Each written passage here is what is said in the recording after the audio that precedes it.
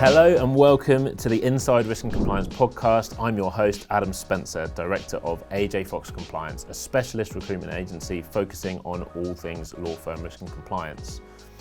I have seen so many people carve amazing and fulfilling careers in this space, and it really has been a pleasure speaking to people who enjoy doing what they do every day. However, one thing that has really stood out to me is how hard it can be for people to access the bigger picture outside of their team, outside of their firm. We created this podcast to share with you some of the insights, experiences and stories of the most interesting people succeeding inside risk and compliance. In today's episode, I am really excited to be joined by Ed Turner, who is, amongst other things, Strategic Risk Partner at Mishcon de Reya. In this episode, we talk about how the risk and compliance function can demonstrate their value to the wider business and how creating alignment between that risk and compliance function and the business can give the firm a competitive advantage. Hope you enjoy. So Ed, welcome to the podcast. How are you doing? Thank you very much. I'm good, thank you. Good. So obviously we've done a little bit of an intro, but can you just tell the listeners who you are and what you do? So my name's Ed Turner. I am the strategic risk partner at Mishcon de Reya. I also sit on the firm's executive committee, and I'm the chairman of a business unit called Mishcon Future. Awesome. Okay. And obviously you haven't always been the strategic risk partner at Mishcon de Reya. So I think it'd be really interesting if we could just get a little bit of an understanding about your journey into that role. Sure. So I joined Mishcon de Reya's partnership formally at the beginning of last year on the merger of my previous firm, Taylor Vinters, into Mishcon. I was the managing partner at Taylor Vinters for 15 years, pretty much, until that point. That followed on from a period of close alignment between the two businesses before formal merger. So it wasn't a complete hard landing if in that sense. Yep. But then I didn't join to take the role in relation to risk, but in the process of integrating the businesses and in thinking about the strategic requirements for the innovation business that we were building through that merger, I saw an opportunity to bring some expertise and insight and some of my experience previously into the strategy role around risk and align that function in the business with what we were trying to do overall, not just in Mishcon Future, but in the entire estate of Mishcon de Reya, and create some genuine competitive value for the business. So, I stepped across to provide a strategic support role for the business and to shape how we manage risk going forward. And was that something you'd already had an interest in, or was that a new challenge for you to get involved with that part of the business? I think as part of my portfolio of managing the business at Taylor Vinters, I was a full-time managing partner at Taylor Vinters and saw myself as someone who needed to shape both the strategy of the front end commercial business, but also aligning all of the operations of the organisation with that. And I think necessarily within regulated law firms, your approach and philosophy in relation to risk informs lots of other areas of approach. So it's not just the narrow and isolated aspect of the way we operate. The way that we approach the management of risk, in particular client risk, has a knock-on effect on how a number of functions within the business operate. And I think if I was having been through that journey of operational improvement and alignment at Taylor Vinters, I had learned that you need to start with risk and that everything else kind of falls out, particularly when you start to think about the life cycle of our relationship with clients and through matters. And then any number of business processes that we need to get right to support our lawyers and to give our clients the best experience fall out of how we're managing the risk that is inherent in the regulated context. Yeah. And was it a challenge to take on a role like that at a point of merger? Because presumably the two firms' approach to risk wasn't identical coming to that agreement.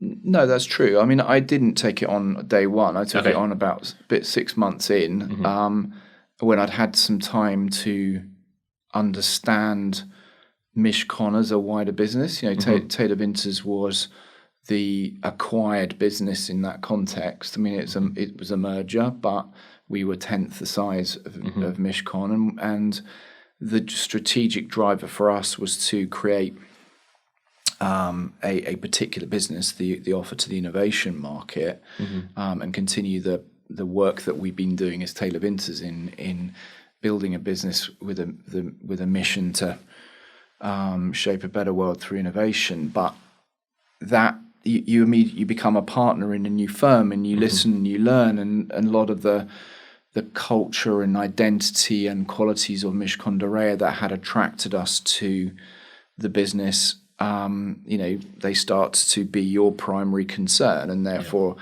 as I got to know that business and understand how it was different from Taylor Winters, I didn't have all of the answers ready baked by any means, and it was a question of, and I think it would have been wrong to step up to day one and say, I know what we should be doing here. So I think those 6 months and the previous 18 months that I'd been getting to know Mishcon through our close relationship allowed me then to kind of evolve in my own mind the right approach for that organization. And it goes to alignment, I guess. You can't align with something you don't understand yet. So I think those 6 months were crucial.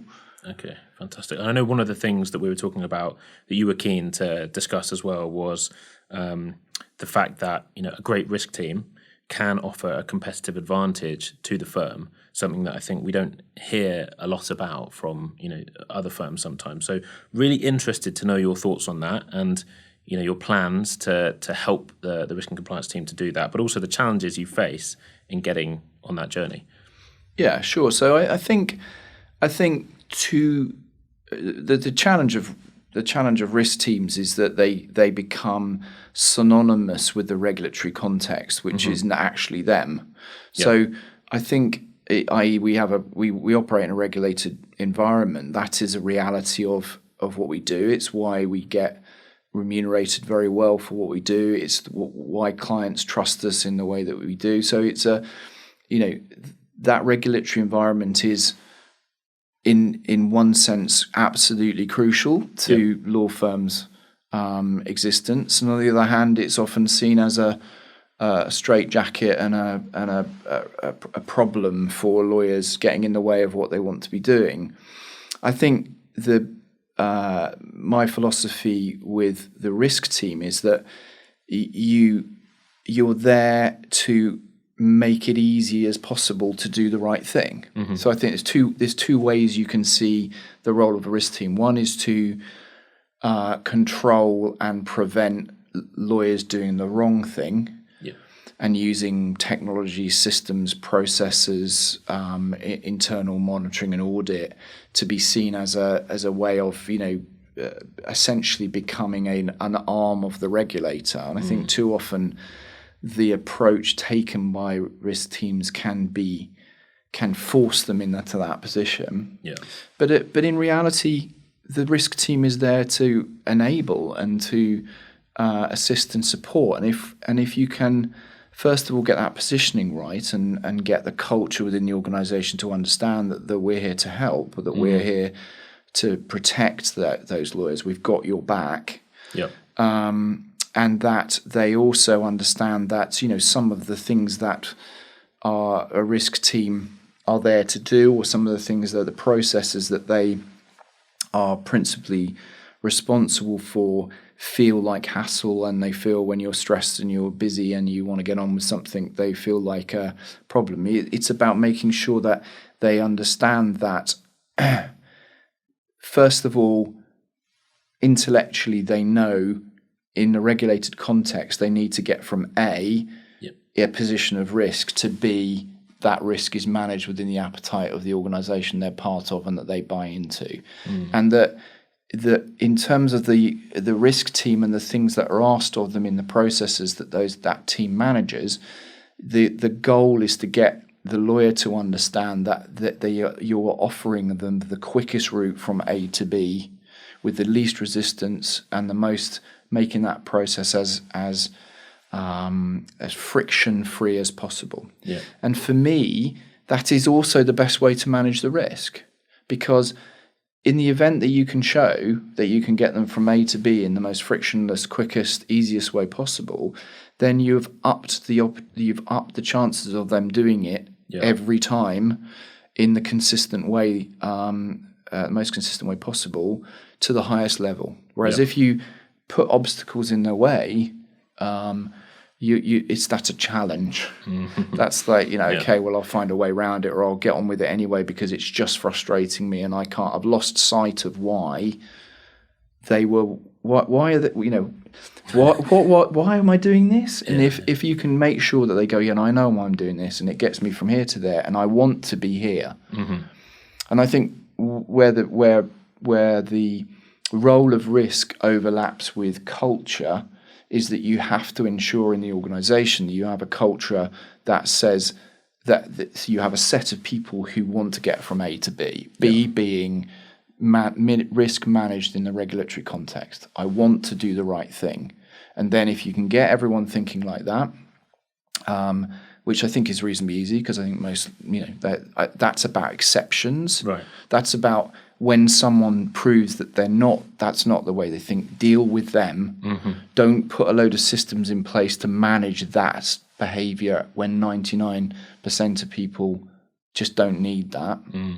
So I think I think it's an easy thing, but once you've established that, then the risk team can demonstrate to the lawyers that what they're doing is making it easy for them to do the right thing. They want to do the right thing. I can see that it's the easiest way to get to it. Happy days, everything starts to align and everything moves forward as fast as possible. Fantastic. And I think we talked about this before, but I guess that's almost the micro element, right? That's on an individual basis to assist those fee earners and maybe increase that speed to bring on new work and the capability to bring on new work.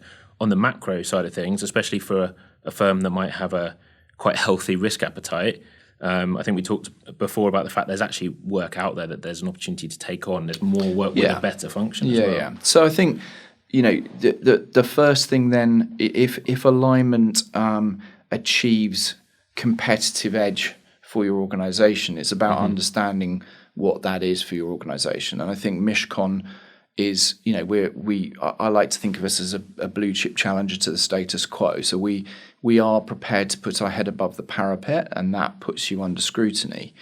And the client, we have as you put it, a healthy appetite for risk. And I don't think it's important to understand that how that plays against the market. What do I mean? Does that mean we're fast and loose? It does not mean that. I mean, in some senses, it means the opposite. But where most law firms would manage risk, they will do it to some extent by saying, well, there is a hard line on the scale of client risk. So if you have a client who he represents the lowest possible risk at one end of a spectrum, and at the other end of the spectrum you have a client who represents a serious problem because it's impossible to do work for them because of their status, sanction status, or their past, the where their wealth come from, etc. You've got this scale, and there is a hard line on that. And I'm oversimplifying it, but there's a hard line on that spectrum which says the law and regulatory boundary sits here. You cannot cross that without moving into the world of illegality. And of course, no law firm wants to do that. And therefore, most law firms will draw a line quite a long way to the left of that, if you like.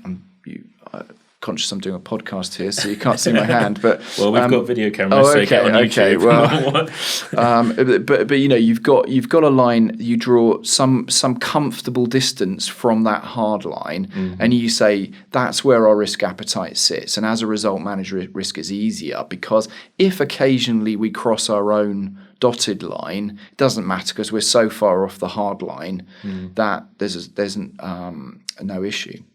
In Mishcon, we often act for clients who are that side of the dotted line for most law firms, and our job as a risk team is to support the business to ensure we never cross that hard line, but that we operate in that space comfortably, managing risk appropriately and supporting the business, because in that space there is value. Yeah. These are clients who are doing complex, difficult things for which they need high-level strategic advice. They are also clients who have fewer choices in the market, and therefore they need people with particular specific skill sets, often in challenging circumstances, in which case there is the price of those services is higher.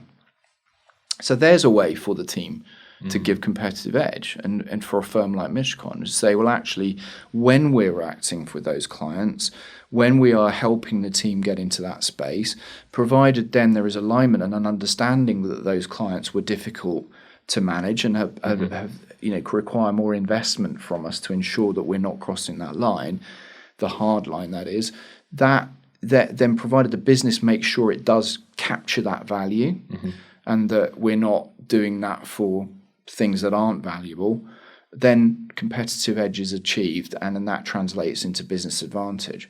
To the left of that line, where everyone operates, for the mantra I give to my team there is the advantage comes if we can be clear to act for a client an hour earlier than everyone else. Yes. Yeah. So it becomes, the less of the issue is about managing risk. So you've got to, once you've successfully classified that risk and identified the risk, then it's about getting the lawyer the green light as soon as possible, because the client values that and appreciates that. If they're a fast-moving, my particular interest in the market is in the innovation space, things move very quickly. You can't take 4 days to clear a conflict or get back to the client, because the issue could have moved on in that time. So there, the competitive edge is making sure that, first of all, we move as quickly as possible. I think the second area of opportunity there is to make the experience for the client of that process as smooth and as aligned as possible. So again, if you're someone working in the innovation space, you're going to want to, on the whole, interact with the firm. You'd expect to interact with your firm in a way which is closer to a one of the challenger banks as opposed to one of the traditional banks, for example, when you open an account. So, that's about the alignment piece. The other bit of competitive advantage comes there when you say, we'll do it more quickly, and the experience is more aligned with the expectation of the particular client who we're dealing with. I just wanted to take a moment out to thank our amazing sponsor, the International Compliance Association. The ICA are the leading professional body for the global regulatory and financial crime community, offering professional qualifications, world-class events and training.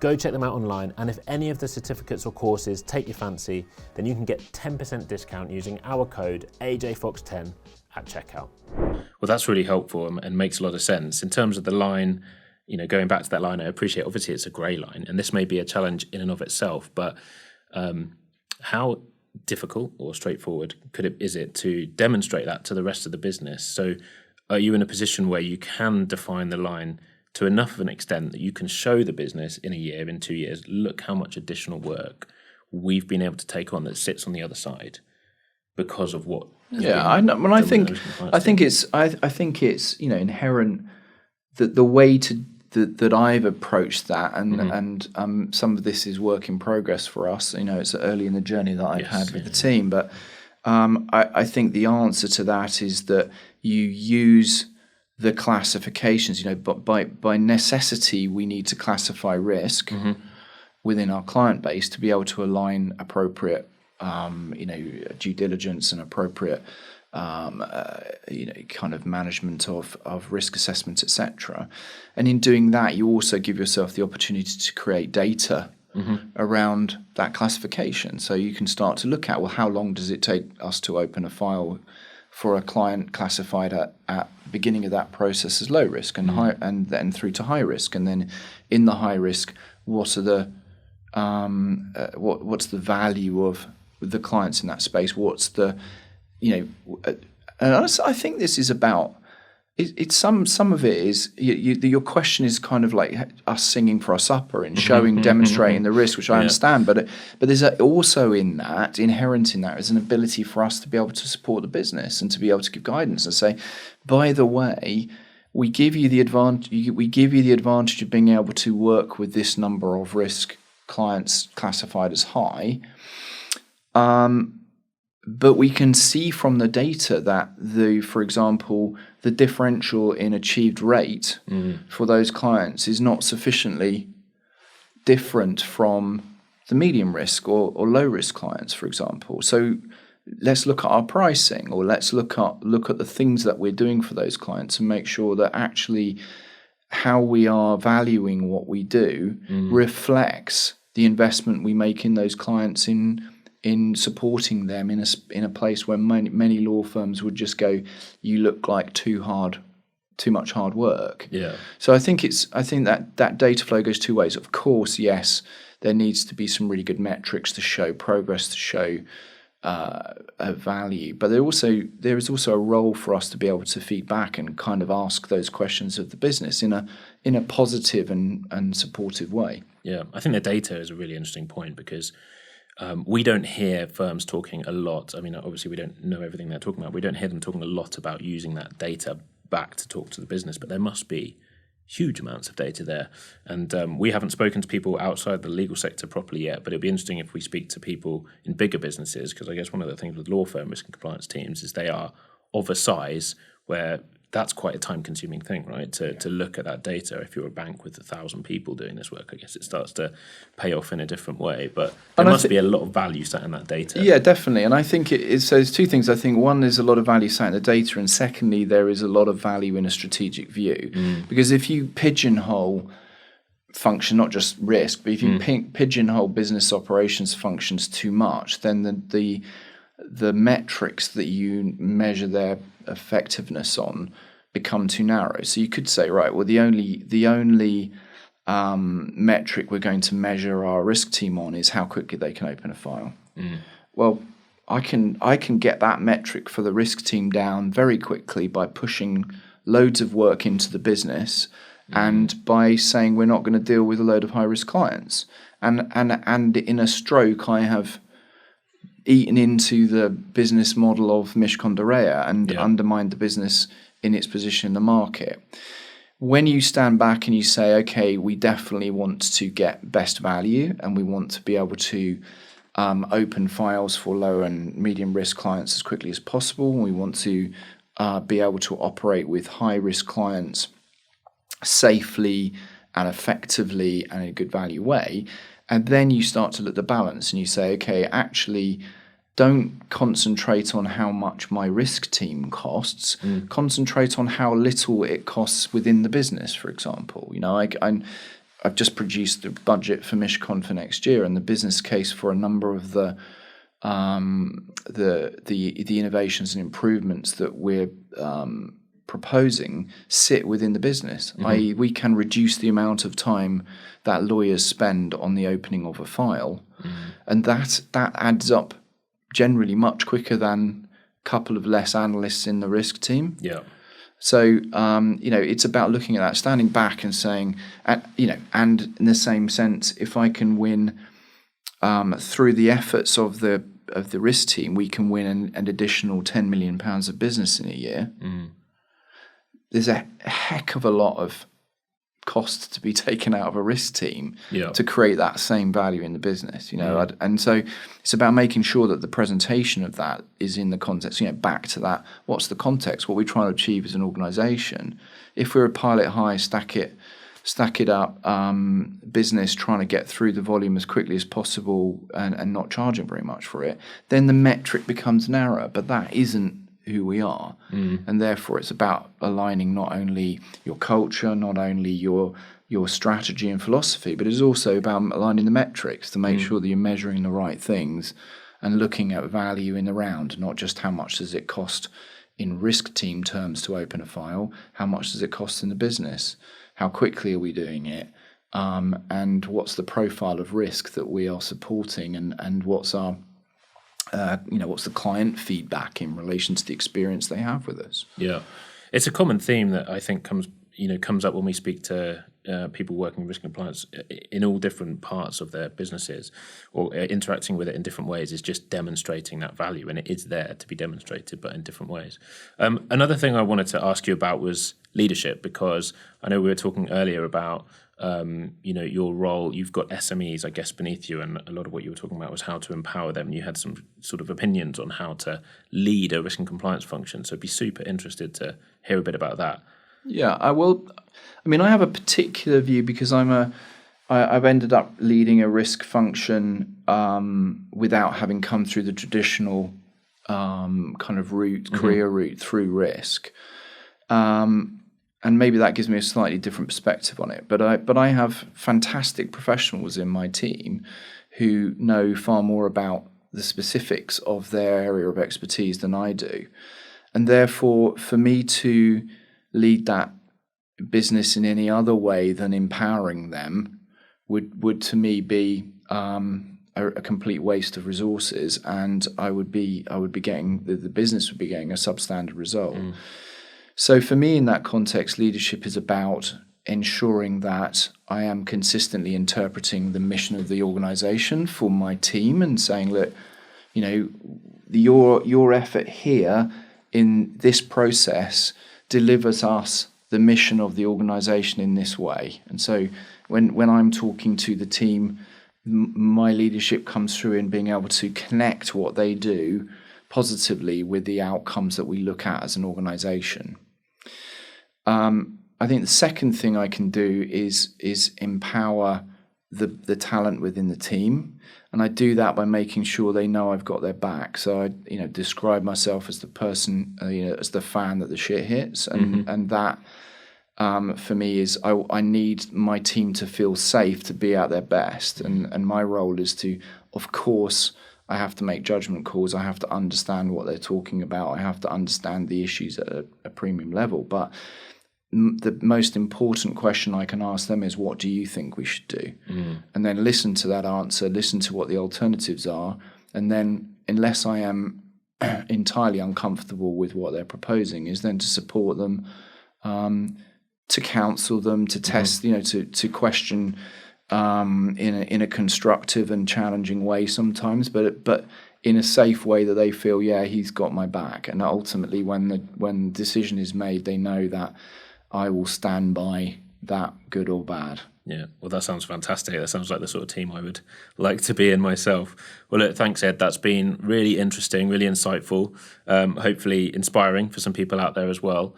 Before we wrap up, obviously you guys are continuing to build your team at Mishcon de Reya. Absolutely. So if there are people out there listening now thinking, should I get an application into Mishcon de Reya? What's going on? What would you say to those people? Why would it be a good time to get involved at Mishcon de Reya? I think two things I'd say. I think for a risk professional, Mishcon de Reya has a client base and a view of the global market that is second to none in terms of interest, in terms of variety, and in terms of the value. Back to our original point, the value that risk professionals can bring to a law firm. So you should make sure that at some point you have worked in a firm like that, and there aren't many of us. The second thing is, I think we are, if you like what you've heard in terms of the philosophy, then there is, I think, a slightly different approach in order to support that diverse and sometimes challenging client base. We invest in our risk team and have been investing under my leadership in that team because we can see the competitive advantage we give. So you'll come into an organization that firstly needs excellent risk professionals and will give them the opportunity to work on really interesting, kind of exam grade questions on a weekly basis. And on the other hand, an organisation that understands the value that risk professionals can bring, not simply that they are an overhead, but that they are part of the delivery of the mission of the organisation. Amazing. Well, that sounds fantastic. Well, Ed, thank you so much for coming on the podcast. It's been great to have you. Been a pleasure. Thanks very much.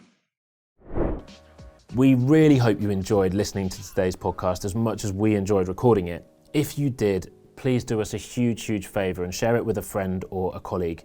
The more people we can get listening, the more time and energy we can get into recording more episodes and getting the best guests and the most interesting stories and insights.